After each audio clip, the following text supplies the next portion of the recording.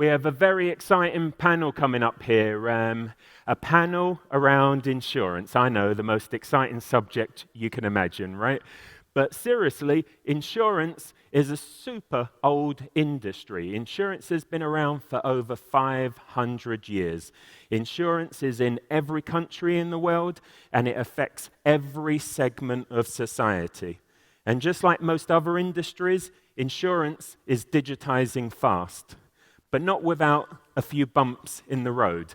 And so I'm going to bring up these guys here, give them a big round as they come up, as we really discuss how insurance is wanting to digitally transform and how you, the audience, can start providing more services, more equipment into what is a massive growth market. So without further ado, let's bring up the panel here.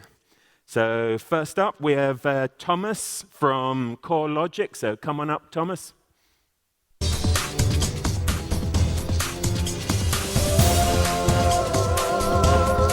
And we're delighted to have Detlef Speer from Chubb. So come on up, Detlef.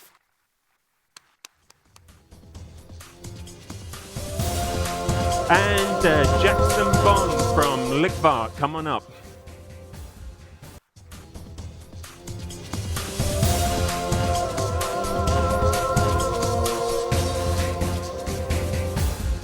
Right, well, starting with Jackson there, further out from me, you want to give a quick few seconds who you are, why are you an expert in insurance and digitization?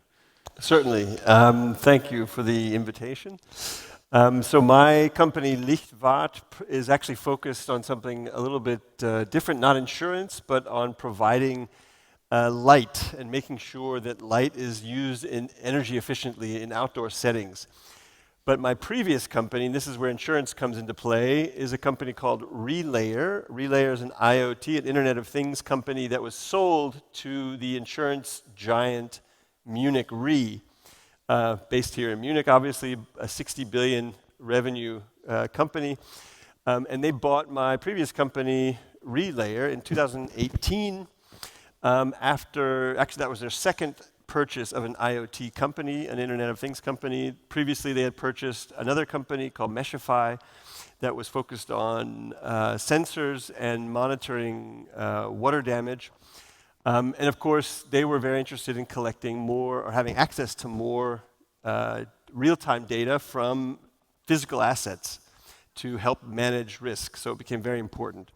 And I'm happy to be here today to talk about what their philosophy is and what our contribution has been so far and where the market's going. All right, thanks. Thomas, you want to introduce yourself?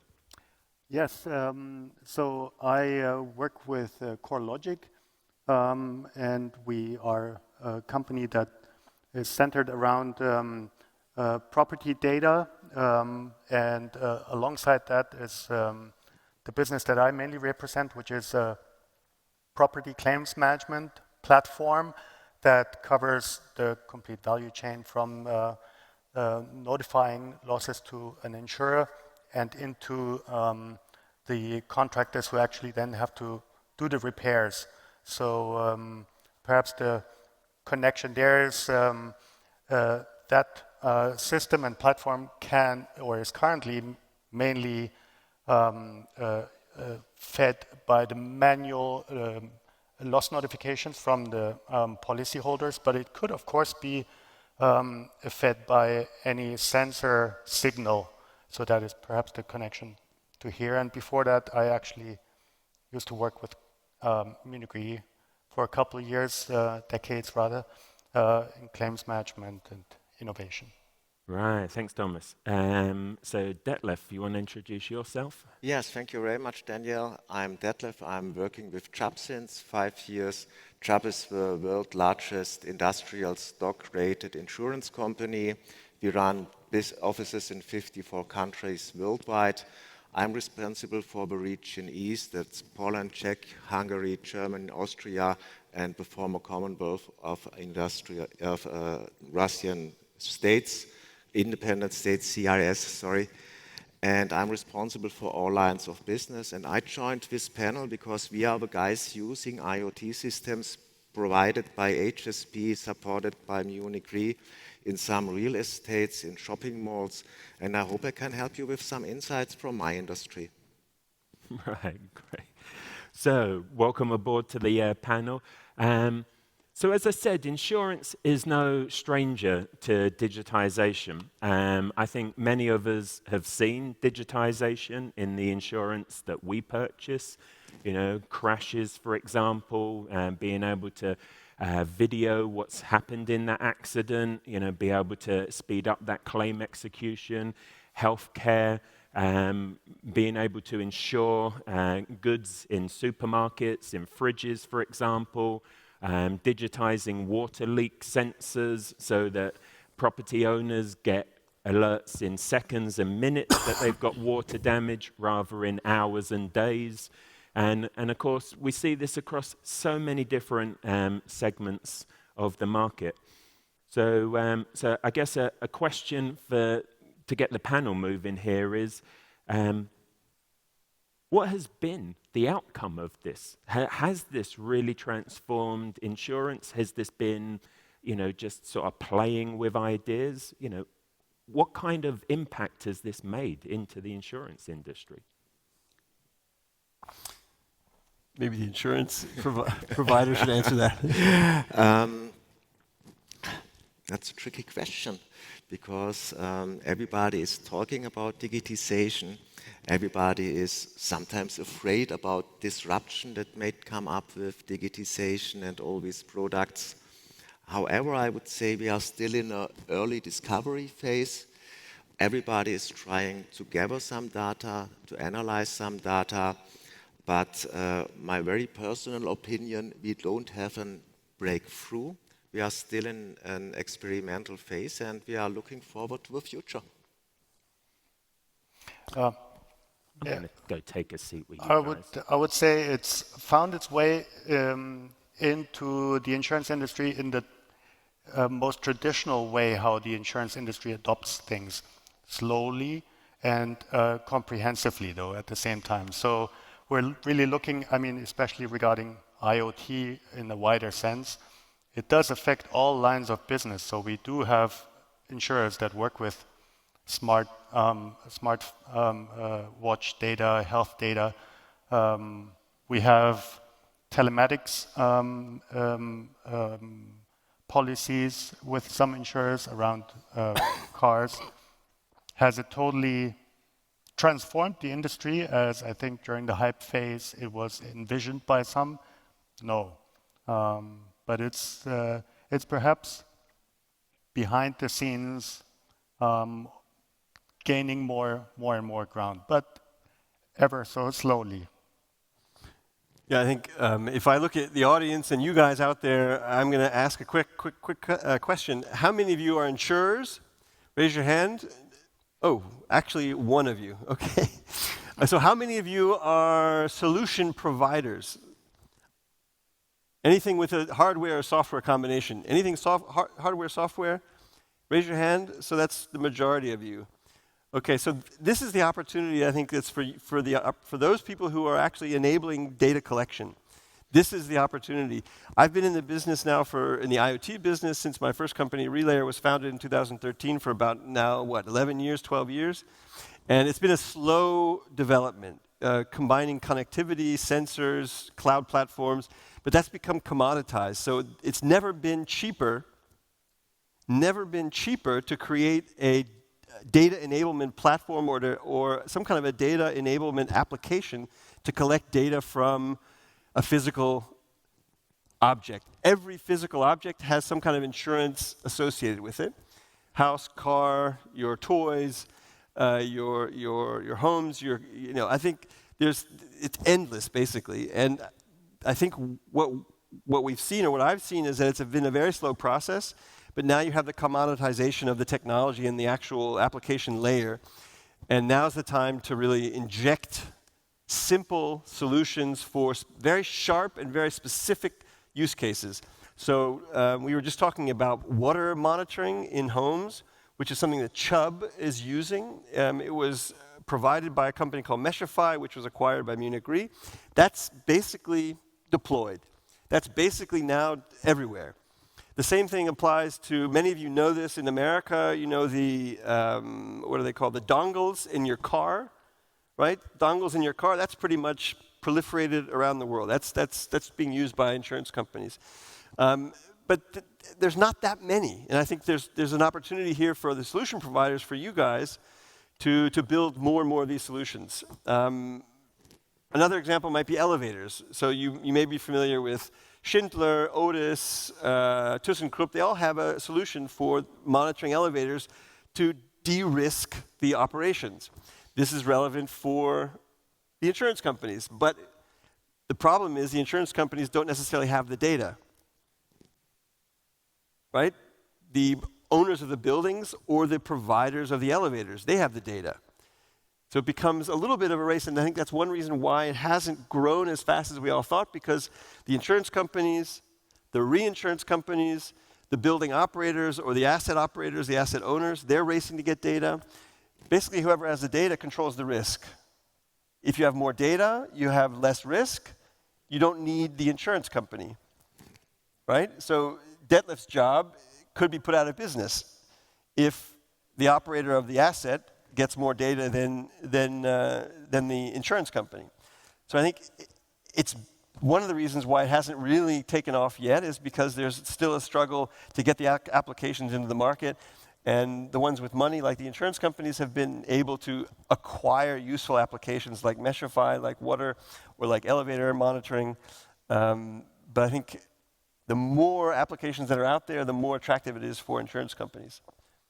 So is the insurance company ready for all of this data? I mean, it seems like insurance is a very data-driven business, right? The house always wins. So are you ready for this sort of level of data, big data? I will split my answer. The first point is we are ready dealing with data because that's something we do since ages.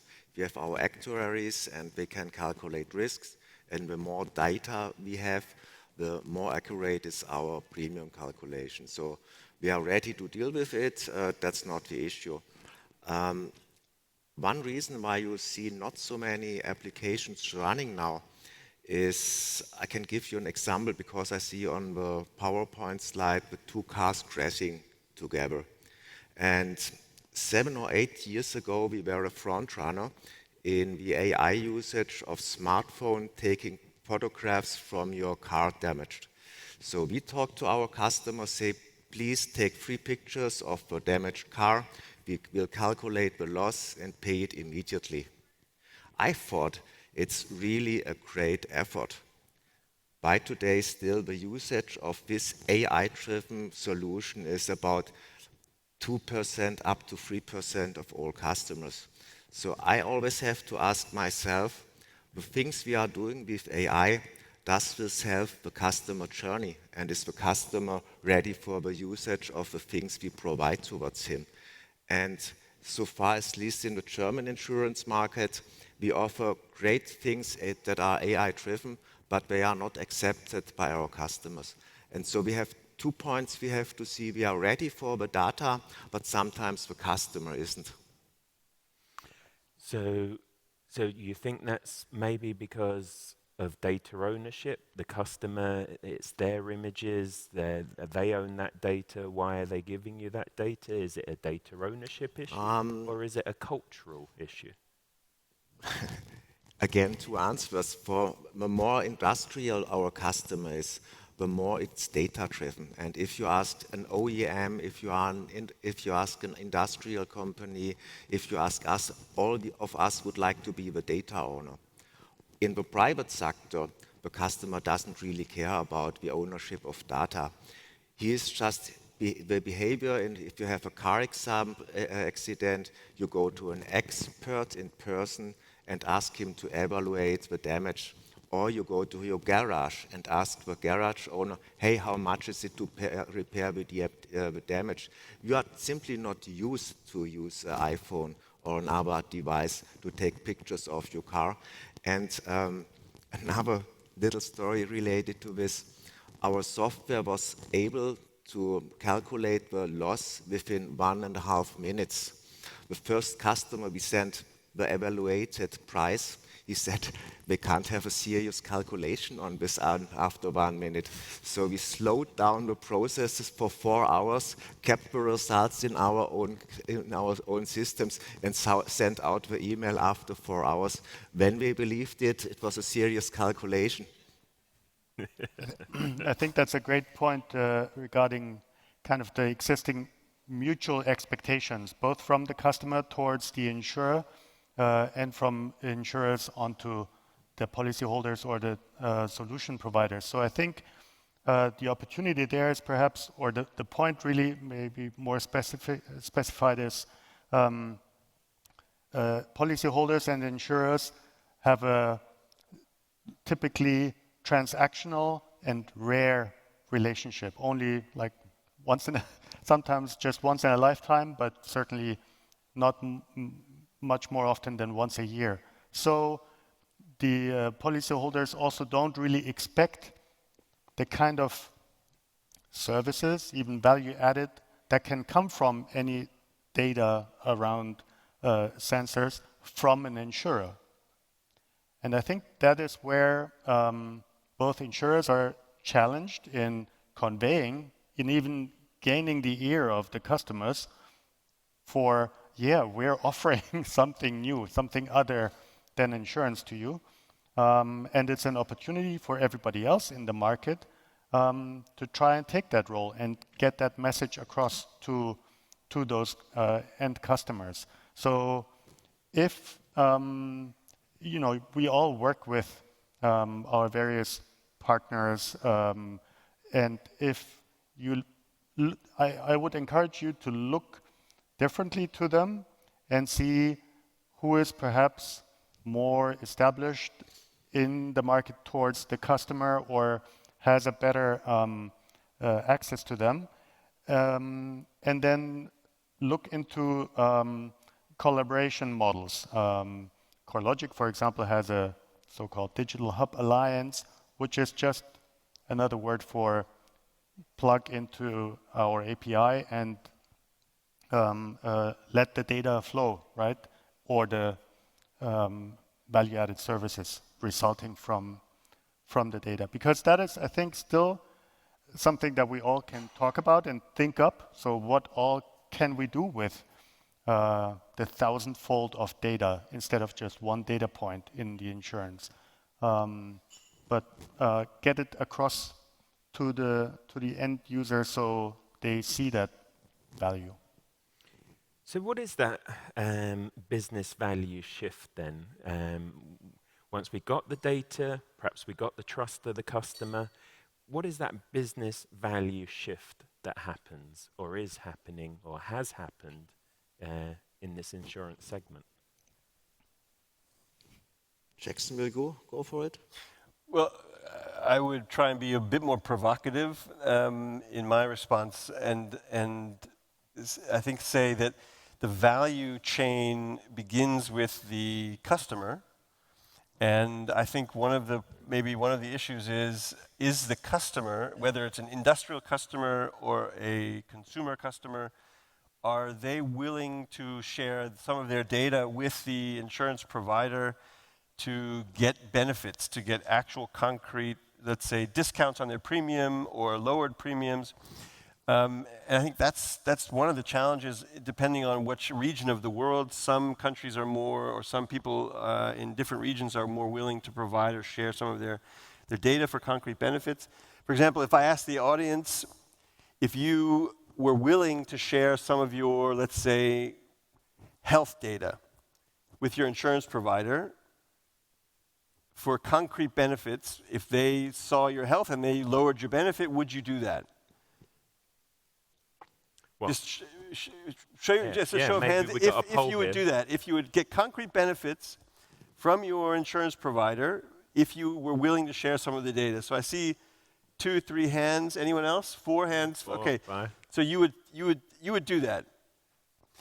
Would you do that for your car? Would you share data from your driving habits to get a reduction or some benefits in your insurance?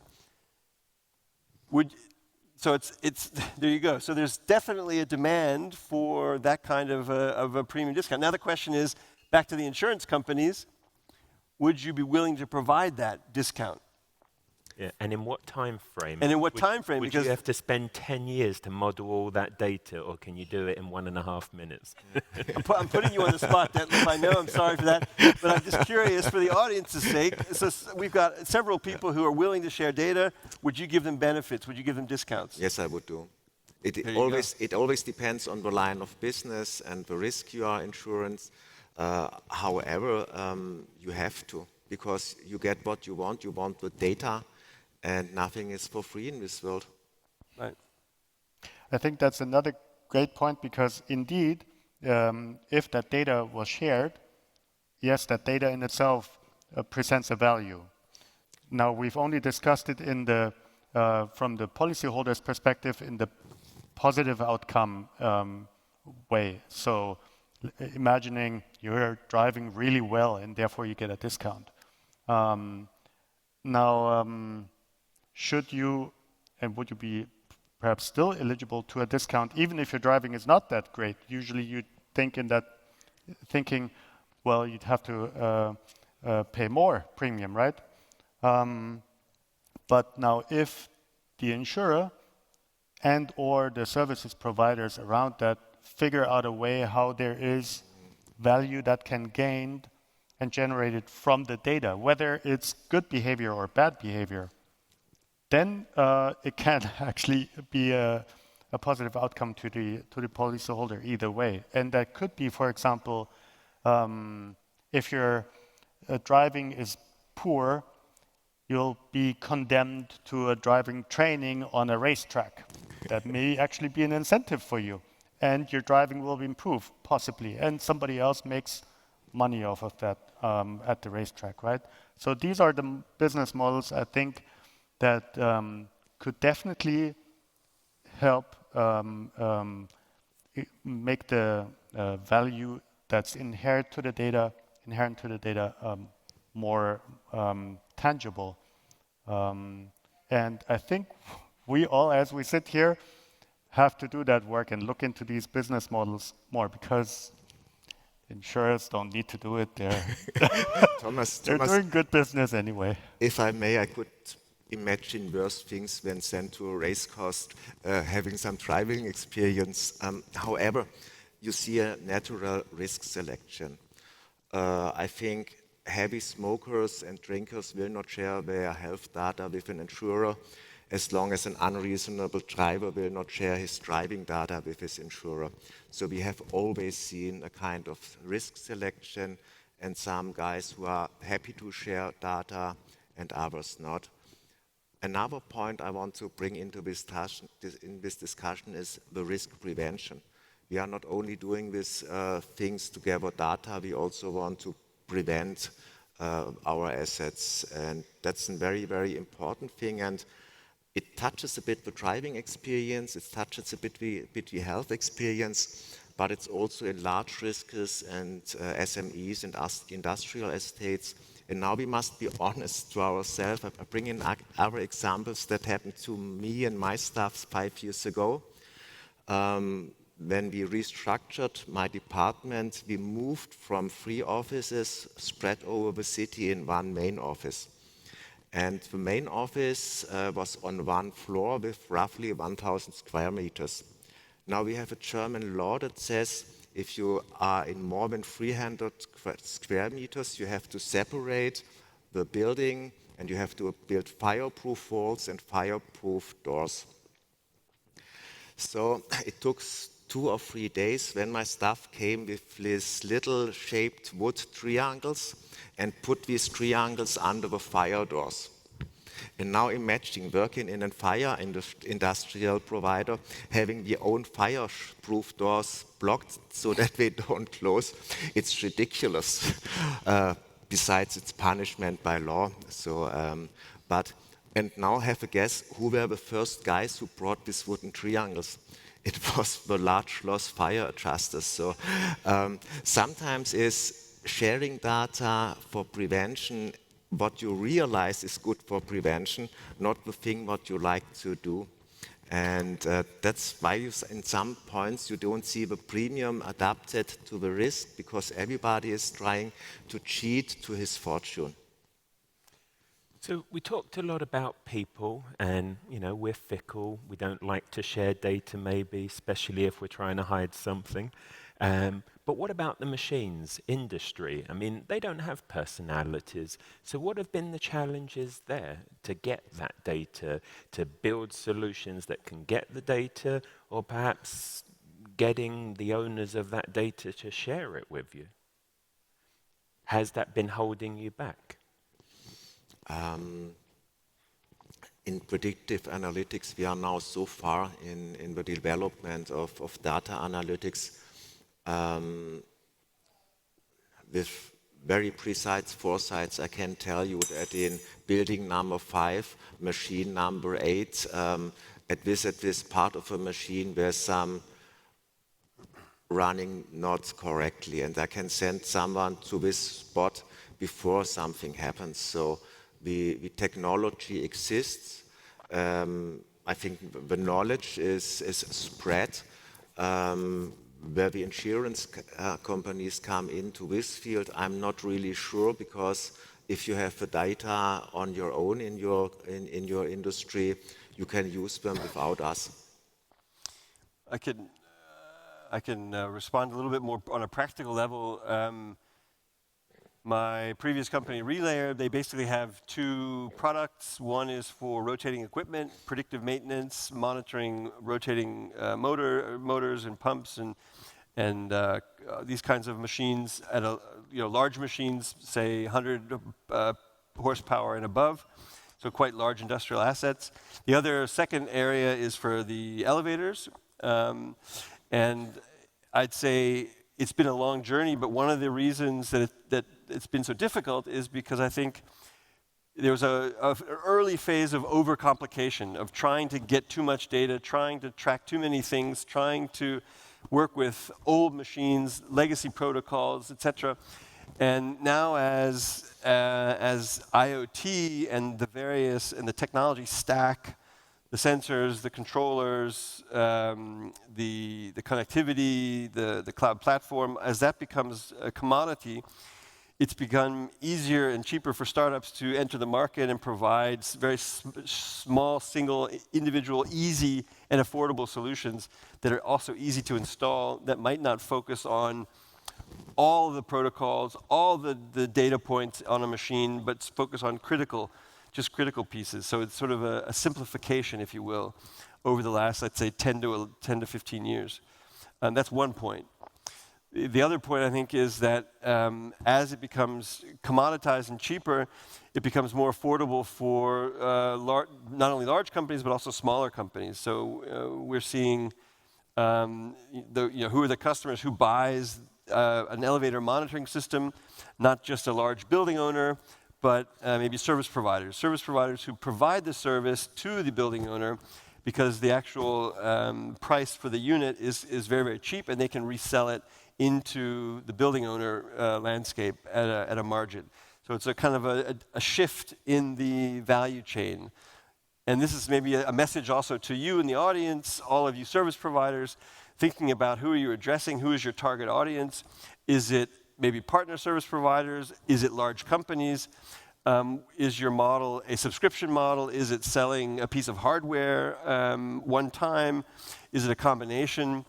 I think that's also something to think about. Make it very, very easy for a customer to acquire and use and implement. Low touch, low installation fees, costs, and make the billing a very, very easy model. I think that's one of the other aspects of this that will simplify the market. I think it's an opportunity for all of you towards the insurance market. The insurance market is looking, and correct me if I'm wrong, the insurance market is looking for solutions, simple applications to solve, let's say simple, but also, let's say, high-risk problems. I can't emphasize enough, the water damage seems so obvious now, right? It's just a water sensor, it's just a leakage sensor, something quite easy with a little bit of connectivity and putting data in the cloud. but it brings a huge amount of value. And there, elevators is another example, motors is another example in industry, and I think there's a lot more out there if you can find it. And the insurance company is probably ready. The insurance industry is ready to look at all sorts of different new applications. Yeah, that's. So, who's buying all of this? Is it like carrot and stick? So I really want to retain a large commercial real estate company as a premium customer. So I'll provide them all of that equipment to get the data to make a more prescriptive decision about the policy. Or is it a situation of, well, unless you put this technology in, we won't insure you or we won't provide you benefits on the premium? Is it a mixture of this or is it really more polarized with you buy it and install it so that you can own the data or the customer does it to get policy benefits? Maybe just two examples, and I think the two examples, so I am also an investor in IoT companies, so I have two investments, one in a company that does pest control, so it's an IoT connected pest control, like basically a rat trap. But this rat trap is needed for hygienic reasons, for hygienic laws and legislation in supermarkets, for example. Supermarkets need this because if they don't have it, if they can't track and prove that there are no rats or no germs circulating in the supermarket, then they get hit with fines or they have to close, which is very expensive.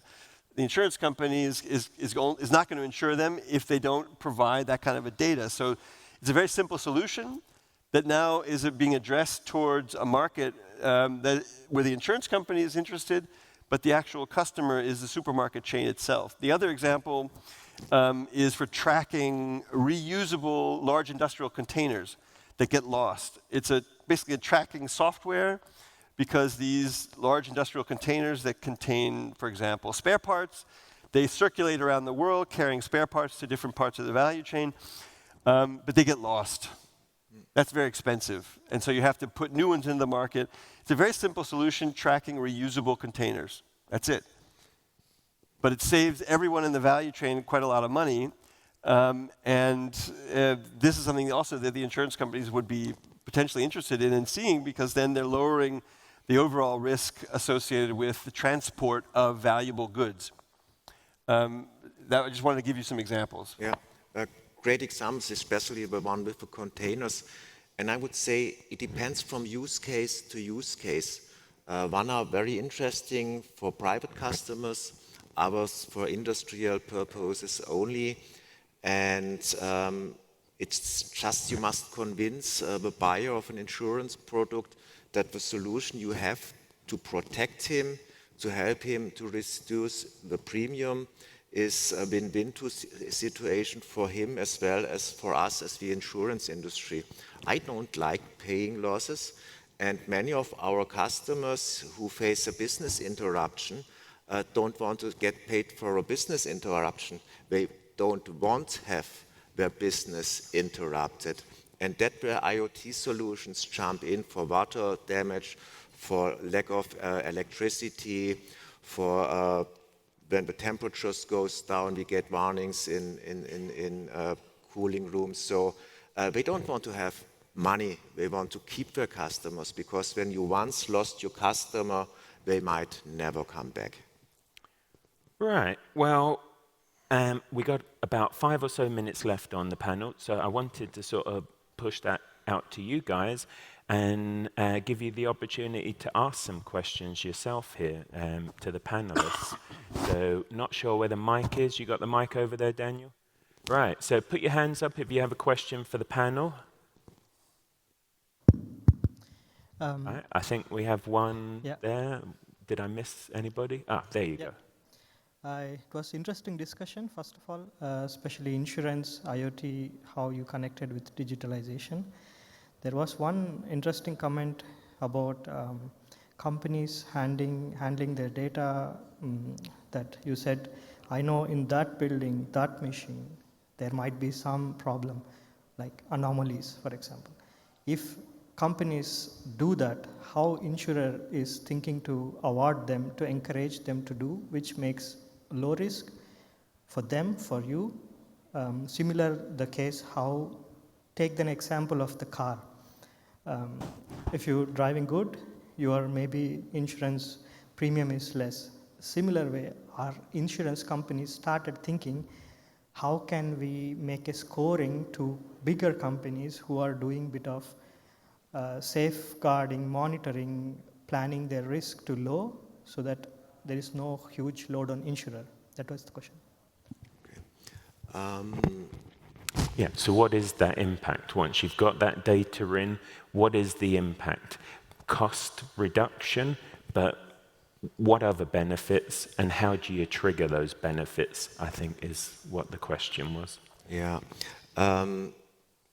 It's definitely about calculation of the premium to assess the risks and knowing our customer better. So that's the simple effect. If you have some data, you can evaluate the risk, you can send it to the actuaries, and you can calculate the premium. So that's what we are trying to do.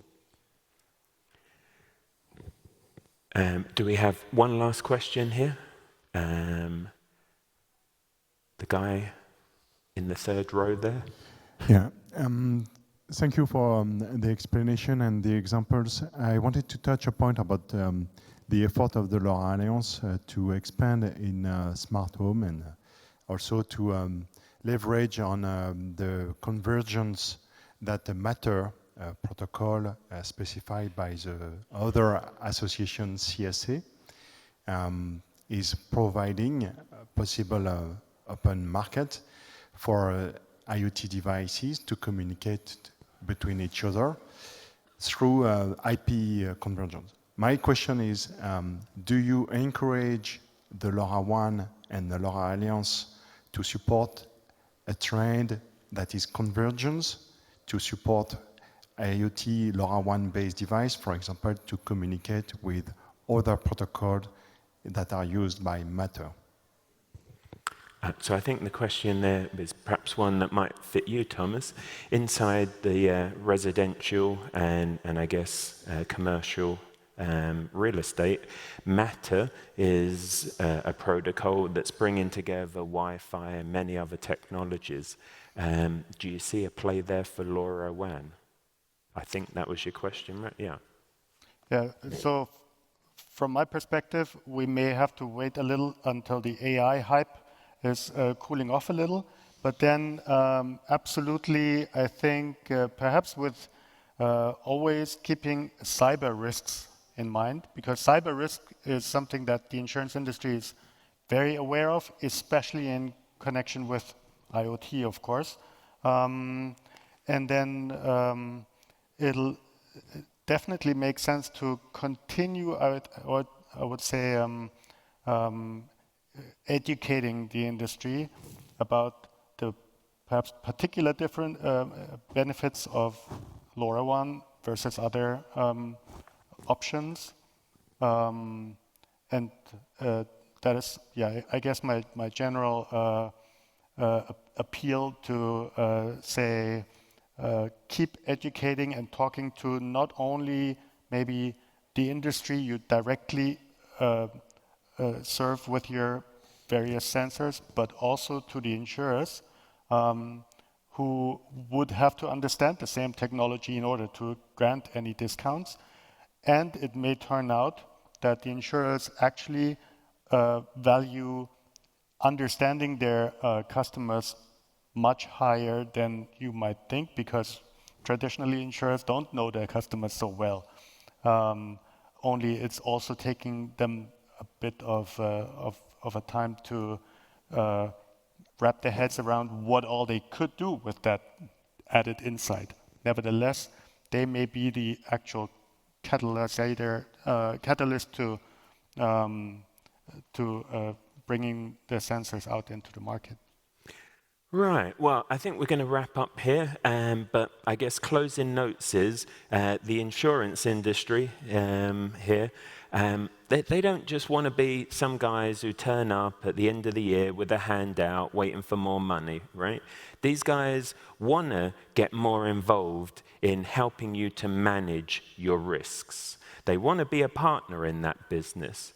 They want to be able to gain our trust in our personal lives and our trust in our business lives as well, in order to be able to get more data. With the right data coming off of maybe simple solutions from the members here that can deploy sensors and bring that data up, they can make quick decisions. In fact, perhaps too quick decisions. But the insurance industry is a conservative industry. It needs to look at that data. It needs to understand that data. And sometimes that takes a little bit of time. And the benefit could be reduced in premiums, but it's so much deeper than reduced premiums. It's about managing your risks and enabling your businesses, your life, to go along with efficiency and automation and confidence. So without further ado, I encourage you all to focus in on this market and these concerns. I think you heard very clearly, simple devices bringing up very specific data that can drive outcomes really is what makes the digitization in this segment. So if you can put your hands together and thank our panel here.